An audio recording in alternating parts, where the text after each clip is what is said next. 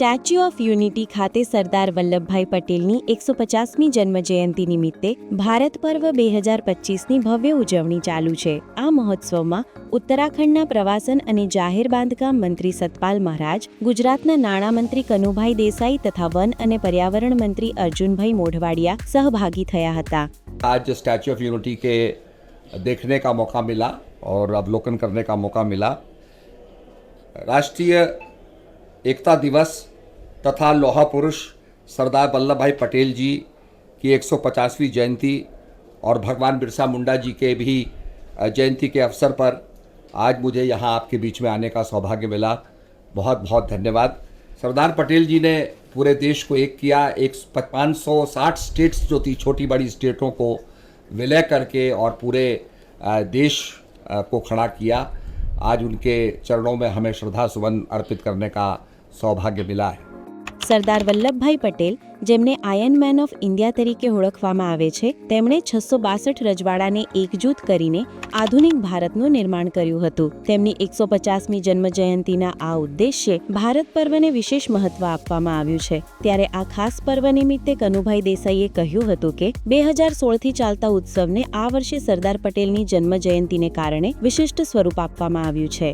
ભારત પર્વ 2016થી મનાવાય છે, પરંતુ આ વખતનું ભારત પર્વ એક વિશિષ્ટ છે એટલા માટે કે આપણા દેશના અખંડ ભારતના નિર્માતા સરદાર વલ્લભભાઈ પટેલ સાહેબની 150મી જન્મજયંતિ છે અને એકતા નગરમાં મોદીજીએ જે સમગ્ર ભારતને એક ભારત શ્રેષ્ઠ ભારતનું જે એક આહ્વાન આપ્યું છે, એ આહ્વાનને પૂર્ણ કરવા માટેની સંપૂર્ણ તૈયારીઓ આપણને લાગે છે કે થઈ ચૂકી છે અને ભારત અને ખાસ કરીને ગુજરાત જે રીતે ટુરિઝમ, ઉદ્યોગ, ખેતીવાડી અને અનેક ક્ષેત્રોમાં આગળ વધી રહ્યું છે।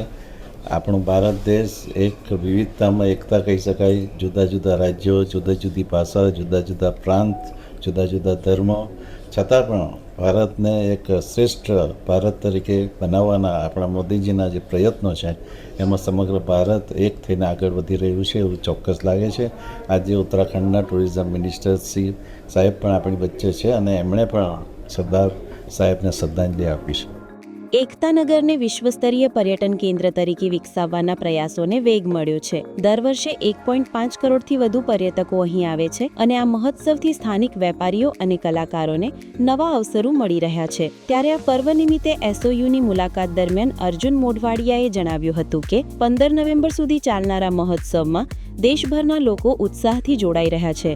જે સરદાર સરોવર ડેમની સરદાર સાહેબે કલ્પના કરી હતી, એ ડેમને સાકાર કરવાનું શ્રેય અને યશ છે એ યશસ્વી પ્રધાનમંત્રી નરેન્દ્રભાઈ મોદીને જાય છે। અને આ ડેમ છે એ આજે દેશનો સૌથી મોટામાં મોટો ડેમ બની ચૂક્યો છે।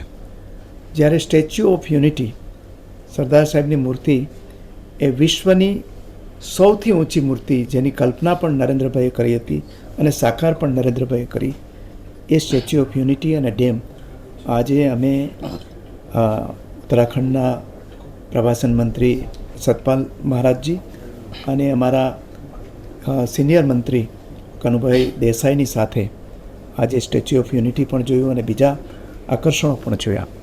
અને જે ભારત એકતા પર્વ ઉજવાય છે, એ પર્વની અંદર આજે અમે ભાગ લેવાના છીએ। જે વિસ્તાર એક સમયે વેરાન હતો, એ એક વ્યક્તિનું, એક નેતાનું, એક મુખ્યમંત્રીનું અને એક વડાપ્રધાનનું જે વિઝન છે, એ કેટલી બધું બદલાવ લઈ આવી શકે છે।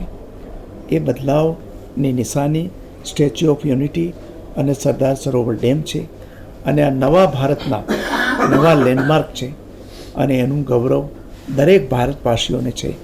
આજે દુનિયા આખીનું આકર્ષણ આ સેન્ટર બની ચૂક્યું છે અને એકતા દિવસ અને ભારત વિકાસ પર્વ છે ઉજવાય છે, એમાં ભાગ લેવામાં ખૂબ આનંદ અને ગૌરવની લાગણી અનુભવું છું।